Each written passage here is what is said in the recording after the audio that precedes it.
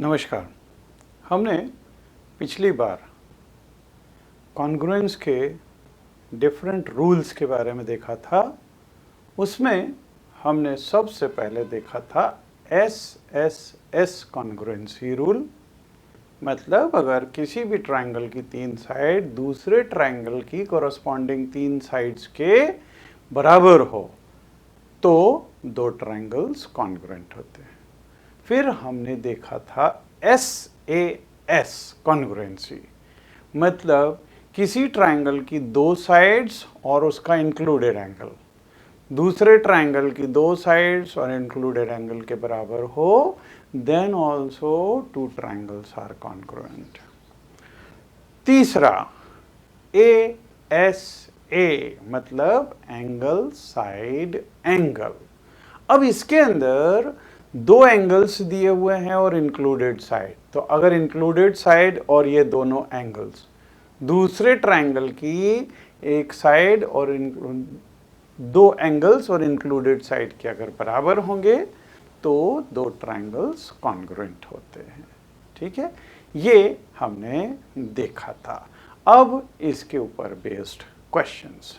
So in this question, in figure measures of some parts are indicated by applying ASA congruence rule।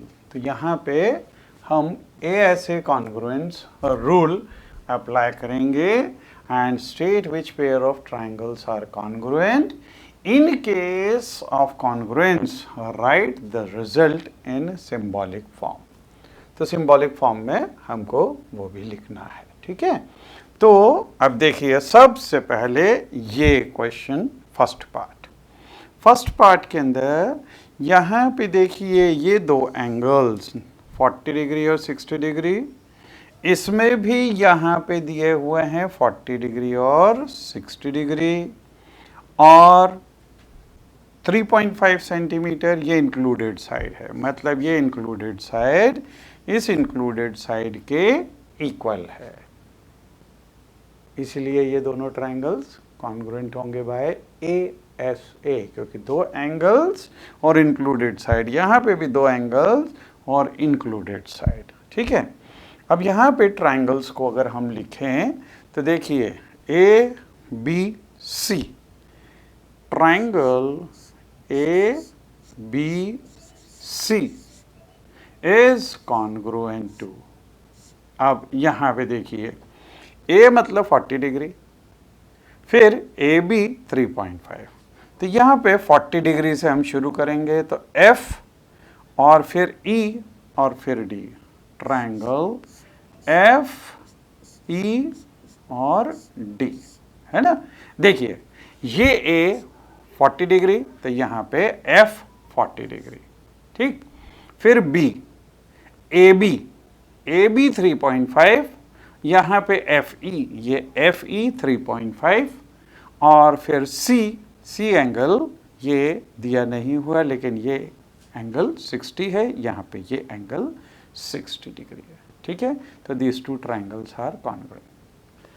अब देखें second part. तो second part के लिए अब देखिए यहाँ पे 90 डिग्री और 50 डिग्री, तो ये 90 डिग्री एंगल और इधर ये 50 डिग्री एंगल, यहाँ पे ये 90 डिग्री एंगल और इधर ये 50 डिग्री एंगल। तो यहाँ पे ट्रायंगल, अब देखिए अगर हम यहाँ पे RQP लें ट्रायंगल, अच्छा एक चीज़ और, तो यहाँ पे ये दो एंगल्स तो इसमें हो गए इक्वल, लेकिन इंक्लूडेड साइड यहाँ पे नहीं दी हुई है।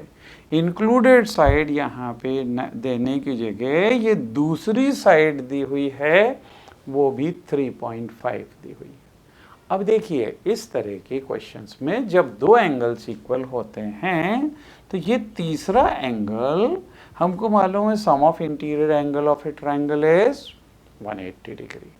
तो अगर ये 90 ये 50, तो ये एंगल 40 डिग्री होना चाहिए, यहाँ पे भी ये 90, ये 50, तो ये 40 डिग्री होना चाहिए।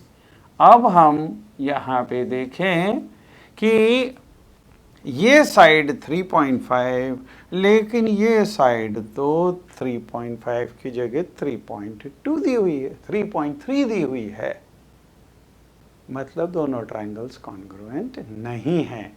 तो हम यहाँ पे लिखेंगे ट्रायंगल्स आर नॉट कॉन्ग्रुएंट, या हम इसको लिख दें ट्रायंगल्स आर नॉट कॉन्ग्रुएंट।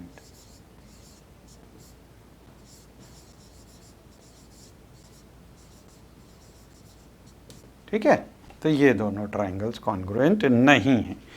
अब हम देखें तीसरा, तो ये तीसरा फिगर है, इसके अंदर यहाँ पे 30 डिग्री 60 डिग्री ये दिया हुआ है, तो नेचुरली ये वाला 90 डिग्री हो जाएगा। ठीक है, एंगल सम प्रॉपर्टी से।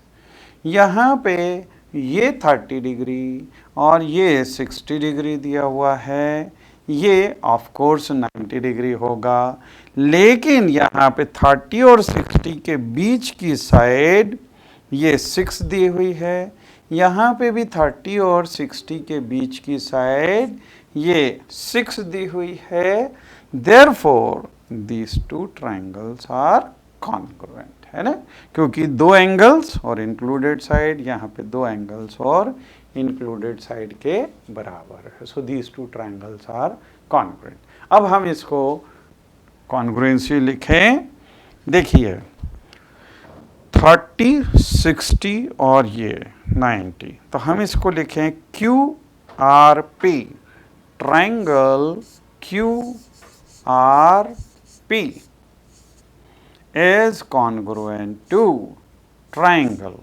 अब देखिए हमने यहाँ पे 30 डिग्री से शुरू किया और फिर साइड इंक्लूडेड, तो यहाँ पे भी 30 डिग्री से शुरू करेंगे, मतलब N, और फिर साइड, तो NLM, NL और M। ठीक है, These two triangles are congruent।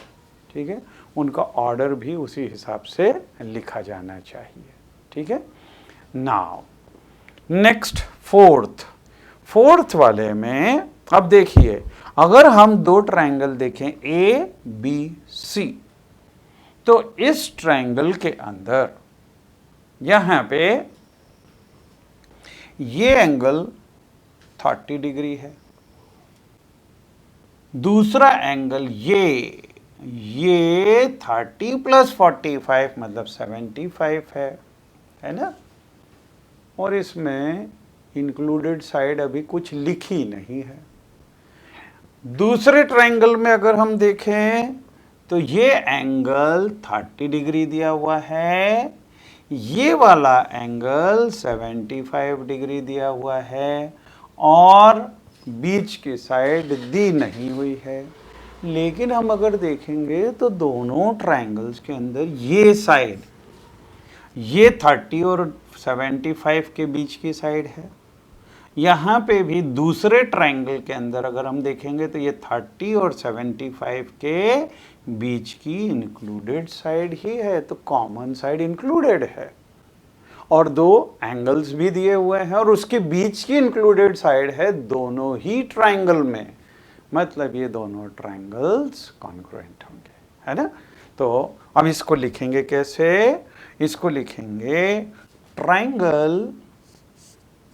देखिए अगर हम 30 और 75 ये दोनों एंगल और बीच की इंक्लूडेड साइड लें, तो ABC, triangle ABC is congruent to. अब देखिए यहाँ पे दूसरे ट्रायंगल में भी हम सबसे पहले 30 डिग्री और फिर 75 डिग्री और इंक्लूडेड साइड, तो 30 डिग्री ये है, तो यहाँ से शुरू करेंगे B, और फिर इंक्लूडेड साइड A और फिर D, तो this is triangle BAD। So this will be the congruency between the two triangles. Okay? अब आगे बढ़ें. अगला क्वेश्चन, इसमें फिगर बना हुआ है.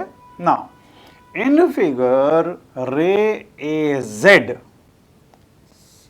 Bisects angle D A B. तो यहाँ पे ये ए जेड रे है और ये एंगल बी ए डी इसको बाइसेक्ट कर रही है. इसका मतलब ये एंगल और ये एंगल इक्वल है. ठीक है. So this bisects angle D A B as well as D C B. तो डी सी बी को भी बाइसेक्ट कर रही है. मतलब ये डी सी बी इसको भी ये बाइसेक्ट कर रही है. इसको भी बाइसेक्ट कर रही है. मतलब ये दोनों आपस में इक्वल हो गए. अब देखिए, जैसे पिछला क्वेश्चन हमने देखा था कि ये एंगल और ये बीच की इंक्लूडेड साइड, इधर ये एंगल और बीच की इंक्लूडेड साइड, मतलब दो एंगल्स और इंक्लूडेड साइड. तो by a theorem these two triangles will be congruent. ये बाद में आप देखोगे कि ये थ्योरम्स भी हैं. अभी आपको 7th क्लास के अंदर इसको रूल्स जैसे दिए हैं. आगे जब हम चलेंगे तो इनके प्रूफ्स भी हैं, और जिस चीज का प्रूफ दिया होता है वो थ्योरम बन जाती है. ठीक है. तो आगे आप इसको ASA थ्योरम, फिर RHS थ्योरम, इस तरह से थ्योरम के फॉर्म में देखेंगे, है ना. तो देखिए यहाँ पे अब हमको क्या क्या चीज चाहिए. State the 3 pairs of equal parts. तो वो 3 पार्ट्स हमको लिखने हैं जैसे हम हमेशा लिखते हैं.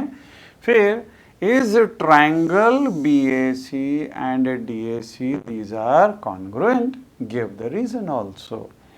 फिर is AB is equal to AD, AB is equal to AD. हमने देखा था टोटल 6 स्टेप्स होती है और उसमें लास्ट की स्टेप होती है CPCT. तो ये CPCT से हो जाएगा. और फिर is CD is equal to CB, is CD is equal to CB. तो ये इसके लिए भी हमको CPCT से ये वाली चीज़ भी हो जाएगी, है ना. तो लेट अस राइट. तो सॉल्यूशन में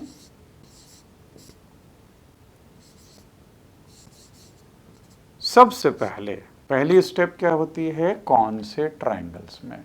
तो अगर हम ट्रायंगल ABC और ADC लें, in triangle ABC and triangle ADC, इन दोनों ट्रायंगल्स में जो जो चीज़ दी हुई है वो हम लिखते जाएंगे. सबसे पहले ये एंगल यहाँ पे इस ट्रायंगल में BAC, तो angle BAC is equal to ये एंगल इसके बराबर मीन्स DAC के बराबर is equal to angle DAC. इसका रीजन क्या है, AZ इज एंगल बाइसेक्टर, क्योंकि इसने इस एंगल को बाइसेक्ट किया. तो reason is AZ is angle bisector. ठीक है. अच्छा, यही का यही रीजन इसके लिए भी हो जाएगा. तो यहाँ पे ये एंगल क्या होगा, BCA, और यहाँ पे DCA. Angle BCA is equal to angle DCA. इसका reason AZ is angle bisector. तो same reason. Okay.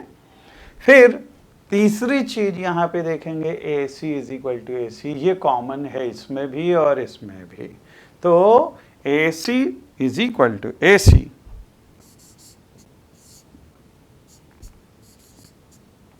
Reason is common side.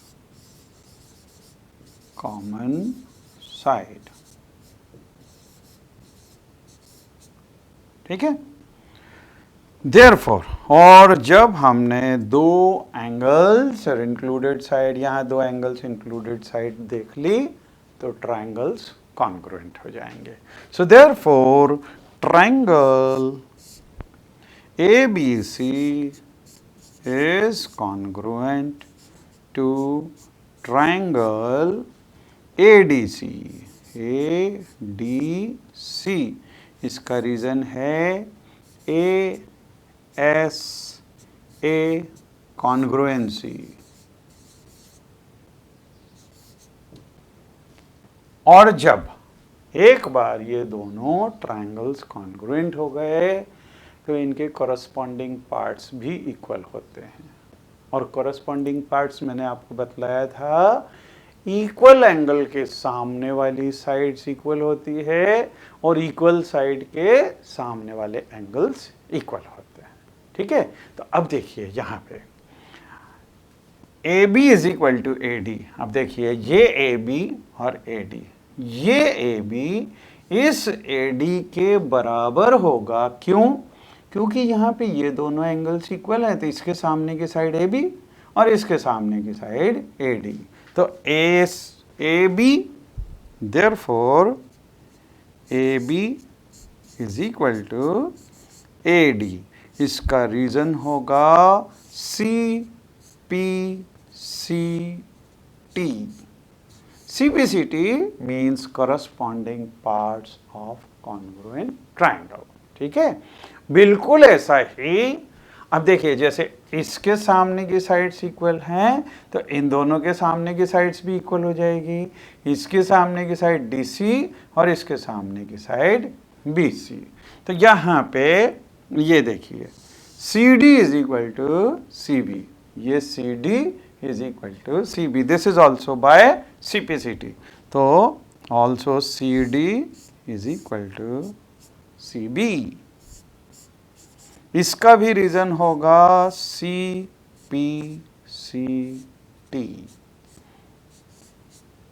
तो ये दोनों ट्रायंगल्स इस तरह से कॉन्ग्रुएंट होंगे और उनकी कॉरस्पॉन्डिंग साइड्स भी इक्वल होगी। ठीक है, नाउ नेक्स्ट अगला है एग्जाम्पल। इन फिगर, तो ये फिगर दिया हुआ है यहाँ पे। Can you use ASA congruence rule and conclude that triangle AOC is congruent to triangle BOD? तो क्या इसमें हम ये चीज कंक्लूड कर सकते हैं कि ये दोनों ट्रायंगल्स कॉन्ग्रुएंट होंगे? ठीक है, अब इस एग्जाम्पल में फिर से पूरा लिखने का तरीका दिया हुआ है। सबसे पहले तो हम समझ लें कि क्या ये ट्रायंगल्स कॉन्ग्रुएंट हो सकते हैं। तो देखिए इसमें क्या क्या चीज़ें दी हुई है। पहली चीज, ये 3 सेंटीमीटर, मतलब ये साइड इस साइड के बराबर दी हुई है। ठीक है, फिर एक एंगल ये 70 डिग्री, यहाँ पे ये एंगल 70 डिग्री, ये भी दिया हुआ है ना। लेकिन दूसरा एंगल का क्या करेंगे? ये देखिए आपने ये किया हुआ है कि अगर दो लाइंस इंटरसेक्ट करती हैं तो उनके वर्टिकली अपोजिट एंगल्स इक्वल होते हैं। तो यहाँ पे ये AB और CD, ये दो लाइंस हैं, they are intersected at point this. तो यहाँ से ये एंगल इस एंगल के बराबर हो जाएगा, वर्टिकली अपोजिट एंगल। तो ये एंगल अगर 30 डिग्री है तो ये एंगल भी 30 डिग्री हो जाएगा। Will it be? ठीक है, अब देखिए दो एंगल्स तो हो गए, और जहां दो एंगल्स इक्वल होते हैं तो तीसरा एंगल भी इक्वल होगा। क्यों? क्योंकि sum of interior angle of a triangle is 180 degree. तो जब ये 70, ये 30, तो ये वाला एंगल कितना हो जाएगा? दिस विल बिकम, ये 70 और ये टोटल हो गया 100 और सम होता है 180 डिग्री। 180 में से 100 गया तो ये हो गया 80 डिग्री, है ना। और यहाँ पे भी ये 30 70 तो ये हो जाएगा 80 डिग्री।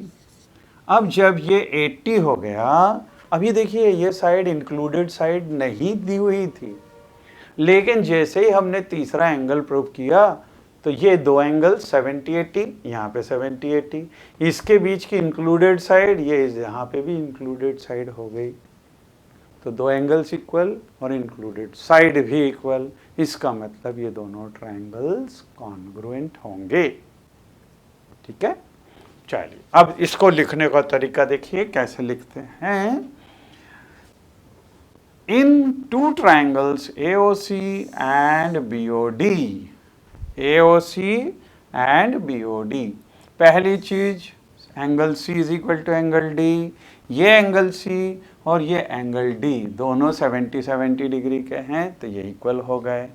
फिर also AOC is equal to BOD is equal to 30 degree, तो ये AOC is equal to BOD is equal to, each of this will be 30 30 degree. क्यों?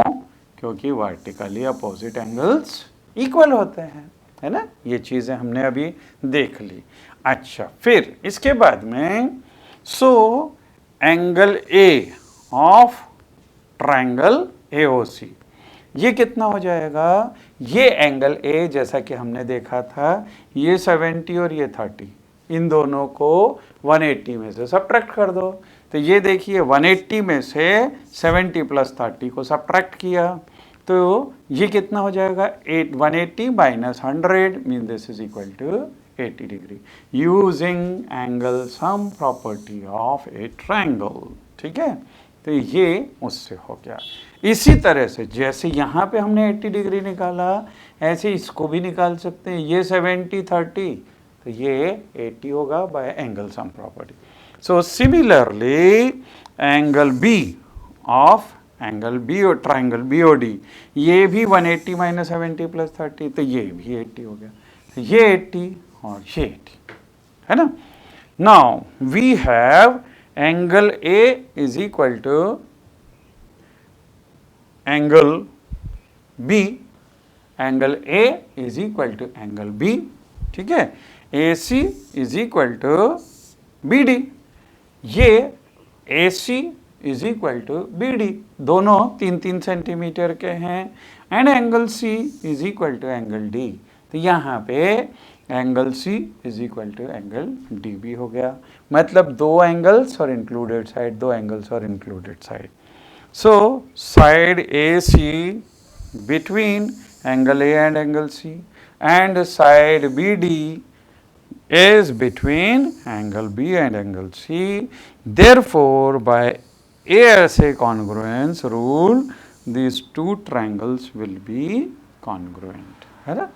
और हमने वैसे ही देखा हुआ है कि जो भी क्वेश्चंस में कॉन्ग्रुएंसी प्रूव करते हैं उसमें 6 स्टेप्स रहती है और 6 स्टेप्स इसी तरह की रहती है। इसमें कुछ स्टेप्स इसीलिए एक्स्ट्रा लिखी हुई है क्योंकि हमको दो एंगल्स दिए हुए हैं लेकिन इंक्लूडेड साइड नहीं दी हुई है, तो हमको तीसरा एंगल भी इक्वल होगा ये प्रूव करना पड़ेगा by using angle sum property. और जैसे ही तीसरा एंगल इक्वल हुआ तो वो नॉन इंक्लूडेड साइड वो इंक्लूडेड साइड के अंदर कन्वर्ट हो गई और ऐसे कॉन्ग्रुएंसी लग गई उसमें। ठीक है, now next is RHS congruence criteria. RHS देखिए अभी तो हमने देखा था साइड और एंगल S और A आ रहे थे, अब ये R भी आ गया, H भी आ गया और S भी आ गया। R stands for right angle, H और जहाँ राइट एंगल ट्रायंगल आया वहाँ पे हाइपोटेन्यूज भी होता है, जो सबसे बड़ी साइड होती है उसको हाइपोटेन्यूज बोलते हैं।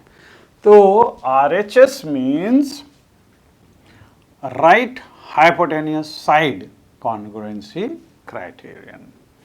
अब ये क्या होती है, if under a correspondence the hypotenuse and one side of right triangle, तो यहाँ पे right triangle, right angled triangle होना जरूरी है, are respectively equal to hypotenuse and one side of another right angle triangle, then the two triangles are congruent। तो पहली चीज तो ये कि यहाँ पे राइट ट्रायंगल होना जरूरी है। तो देखिए, अगर हम एक ट्रायंगल ये बनाए, दूसरा ट्रायंगल ये बनाए, ये अगर ए बी सी है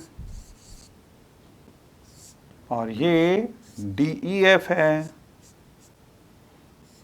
पहली चीज ये राइट ट्रायंगल्स हैं, तो निश्चित रूप से ये एंगल और ये एंगल तो इक्वल हो गए, है ना, 90 डिग्री के हो गए ये दोनों।